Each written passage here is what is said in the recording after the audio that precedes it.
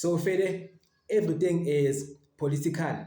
Socialization as a political tool. Who decides what is normal? Yangithola. Steve Biko says it best. The most potent weapon in the hands of the oppressor is the mind of the oppressed. Yangithola. And the socialization is one of the most powerful political tools because it makes izinto ezingekho normal zibe ngathi normal.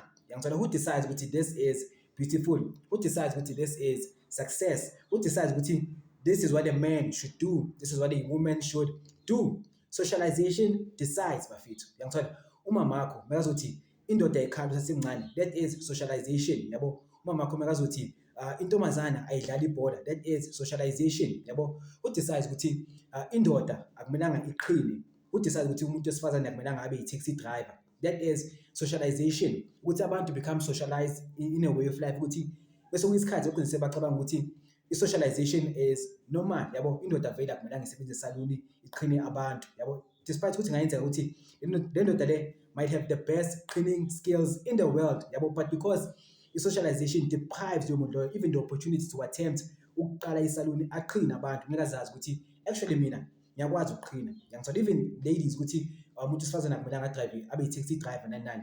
That is socialization. But socialization is powerful because isenza sicabanga ukuthi izinto ezingekho normal zinormal, yabo, ukuthi it is normal ukuthi umuntu wesifazane akadrive i-taxi. It is normal ukuthi indoda ayiqhini. You can work in a salon maybe ugunde mara akumelanga uqhina, or ungaqhina mara ube limited to ukuqhina ama-dreads. Yangithola.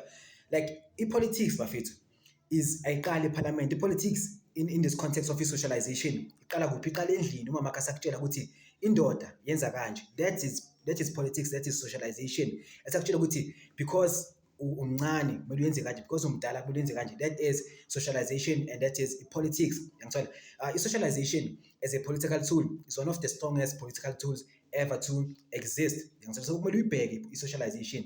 Umuntu mazothi akumele ungenze kanje because you are a man, kumele uzibuze lo muntu lo nje wathi angitshela mina la ngiyena uyizwiphi lento leyo. Yangithola. Because that is a very important question. Yangithola.